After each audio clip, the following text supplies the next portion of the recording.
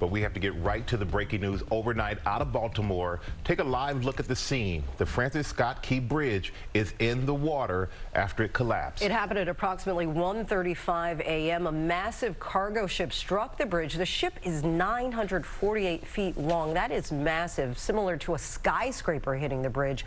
Urgent rescue operations are still underway, and the FBI is also on the scene. And as the people of Baltimore wake up, that major bridge, absolutely critical to their city. Many people rely on it every single morning. And Michael, to put this also into perspective, it is the entryway to a major shipping channel that controls the entire country. It supplies everything from cars to sugar to manufacturing equipment across our country. Yeah, I-695 is part of the bridge, is part of that as well. And our team is covering every angle of this breaking news from Baltimore to Washington. Our senior national correspondent, Terry Moran, starts us off. Good morning, Terry. Good morning, Michael. There it is as the light comes up with the sun. You can see it. That's what's left of the Francis Scott Key Bridge, broken off, jutting into the sky. Some of the steel trusses tangled that once held it up in the water beside it. And this happened, as you say, overnight, around 1:30 in the morning. That 948-foot-long ship, the Dolly, flagged in Singapore, somehow colliding with one of the pillars of the Francis Scott Key Bridge. This major artery for the people of Baltimore, and as you mentioned, a commercial artery for the 9th largest port in the country. Right now, we are awaiting a press conference, but it is what happened to this bridge that has affected the city and the country.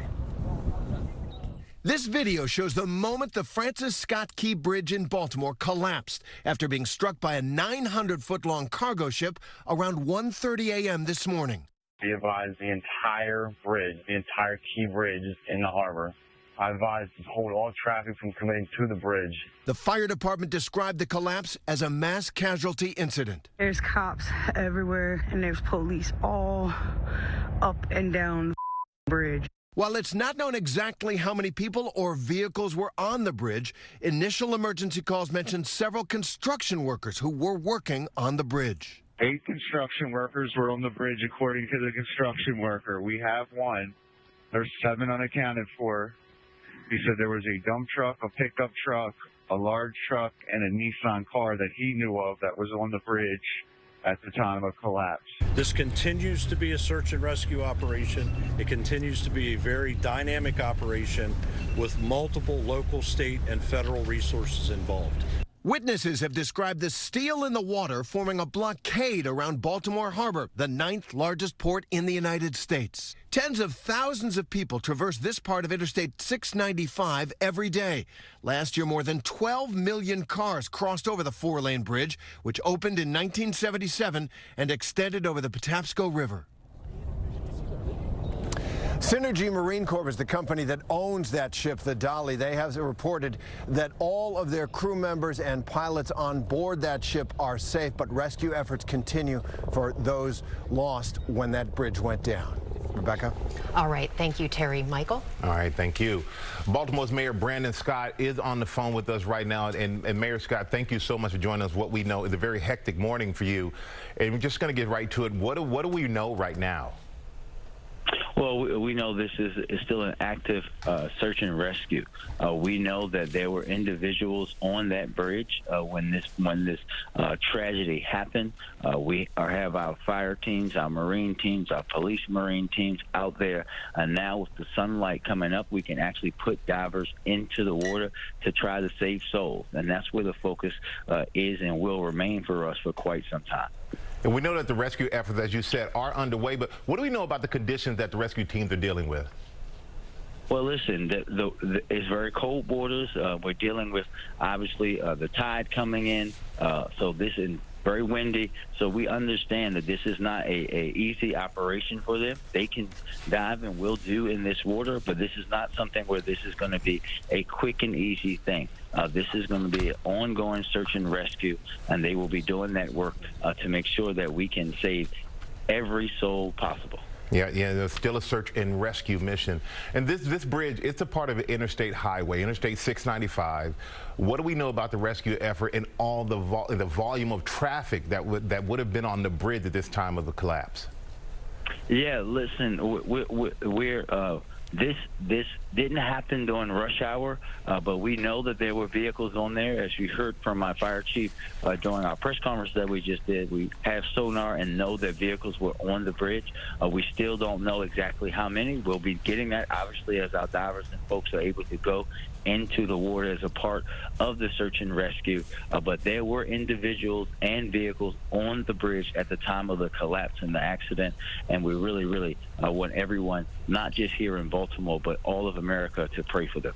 Yeah, without a doubt there, Mayor Scott. And what do we know about the history of this cargo ship? Not much. We know that, listen, we are one of the largest ports in the country. We know that ships come in and out of here every single day. And this, unfortunately, this unspeakable tragedy happened. We're grateful that the folks that are on the cargo ship are doing well, but there are others who we are still searching for, and that's, again, where our focus is. Yeah, unspeakable tragedy is right. And there are reports that there were construction workers on the bridge at the time that it collapsed. What kind of work was being done to the bridge? Well, listen, this is a bridge that we are always doing work. Could have been concrete work. They're always doing that work with the partners at the Maryland Department of Transportation. But really, right now, we know that folks who are on that bridge, Michael. We know that they are in the water, and we know that we are searching for them. Everything else, we will solve out and settle out as the time moves forward. But right now, we have to be focused on saving lives. Yeah, we know that you are focused on saving lives and putting all the effort that needs to be put into that. Mayor Brandon Scott, thank you so much for joining us on, as we said earlier, a very, very tough and hectic morning.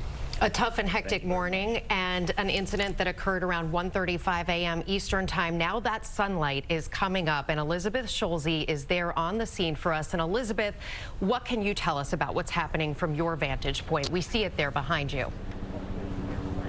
Hey, good morning, Rebecca. And you heard the mayor there say this is an active search and rescue effort, and you can really get a sense of the scale of this mission from our vantage point. What you're looking at is what's left standing of the Key Bridge. You can see there the cargo ship completely surrounded by the bridge that's collapsed.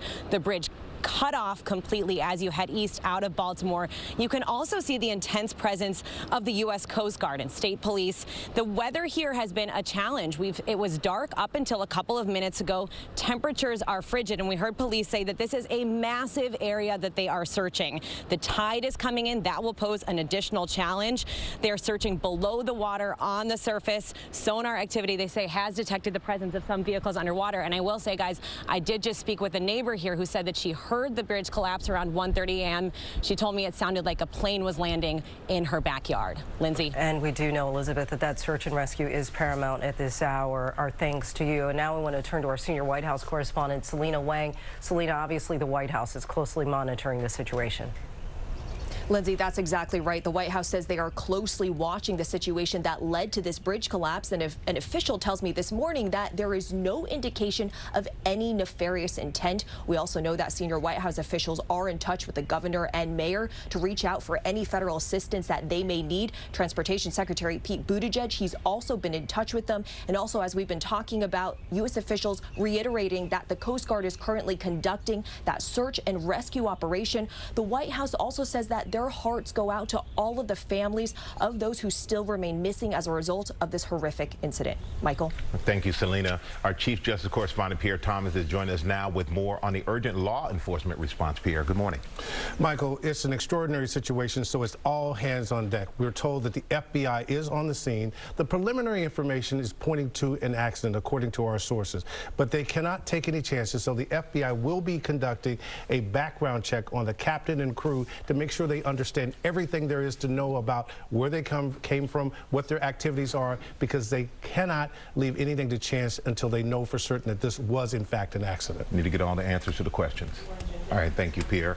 And let's bring in our transportation correspondent, Gio Bonitz. And Gio, as we said, this major bridge is critical to the city of Baltimore. Well, more than 12 million cars travel on this bridge. At least that's what happened in 2023. So you're talking about a massive amount of travelers going over this bridge. It's a very, very popular bridge, a very, very popular waterway. We see how large that waterway is, leading right through to the port of Baltimore, which is the 6th largest in the country. So it is a major, major bridge. And right now, one of the the key things they're going to be looking at. Why did those lights on that ship turn off? When you see that video, all of the lights were on, and then they just turn off. There you see that moment right there. Just before that moment of impact. Just before that moment of impact. That is going to be critical for investigators. Did this ship lose power? Did it lose control as it was approaching the bridge? Sure, that is for sure what they're going to be looking at right there. And we see some of those cars moving right there, but we're also hearing about possible warnings where cars perhaps stopped before that ship actually made impact. So perhaps people were prevented from going on that bridge to begin with, and that perhaps saved a lot of lives. And can you imagine if it had happened just a few hours later during the height of rush hour? And that is such a concern when you think about the time of day. Had it happened during daylight, we would have been talking about a very different kind of disaster. This one is awful, of course, as we're thinking about all of those people who could potentially be in the water right now. Yeah. All right, Gio, thank you for that. We're going to be tracking the very latest developments on this all morning long, Lindsay. All right, Michael, thank you.